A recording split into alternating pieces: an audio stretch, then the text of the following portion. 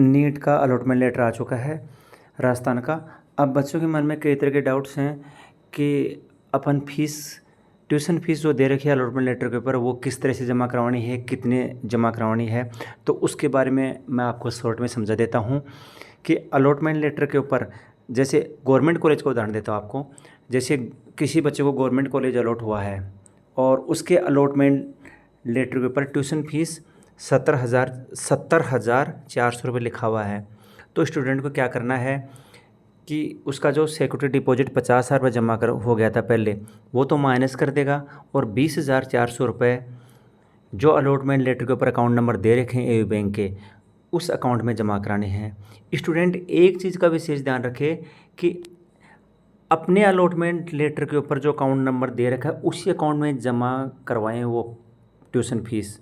ऐसा नहीं कि किसी दूसरे बच्चे के अलॉटमेंट लेटर में दे के अकाउंट नंबर जमा कराएगा, क्योंकि अब की बार ये है कि सभी बच्चों के अलॉटमेंट लेटर में जो अकाउंट नंबर हैं वो अलग अलग हैं। इसलिए अपने अकाउंट नंबर यानी अपने अलॉटमेंट लेटर के ऊपर जो अकाउंट नंबर दे रखे हैं वो अपने जो आपके एप्लीकेशन नंबर हैं आरएन नंबर उसके हिसाब से दे रखे हैं, तो उसी में जमा करवाए स्टूडेंट। एक चीज़ का विशेष ध्यान रखें। इसी तरह से जैसे किसी बच्चे को गवर्नमेंट का पेमेंट शीट मिला है तो उसके 2 लाख रुपये तो सिक्योरिटी डिपॉजिट पहले जमा हो गया था।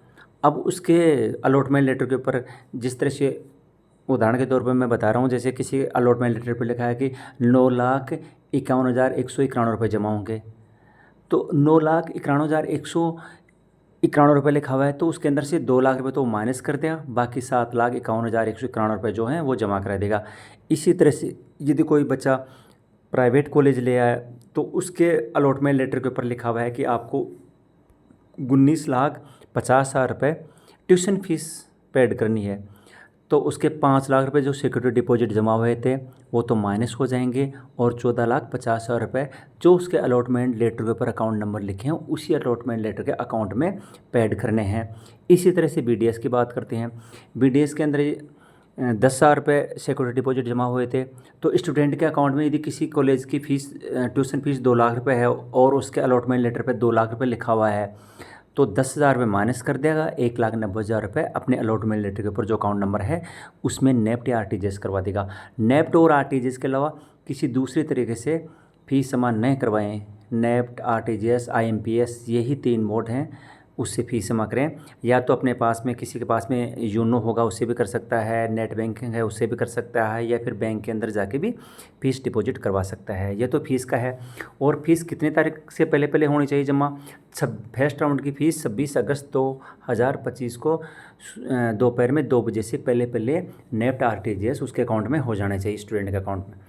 और रिपोर्टिंग 26/8 को शाम को 5 बजे से पहले पहले SMS मेडिकल कॉलेज जयपुर में फिजिकल रूप से जाके करवाना है। और स्टूडेंट्स को ओरिजिनल डॉक्यूमेंट्स होंगे 1 सेट और 2 सेट फोटोस्टेट कॉपी ये ले जाकर अपनी रिपोर्टिंग करवा देनी है। और किसी तरह कोई भी डाउट हो तो हमें पूछ सकता है। थैंक्स।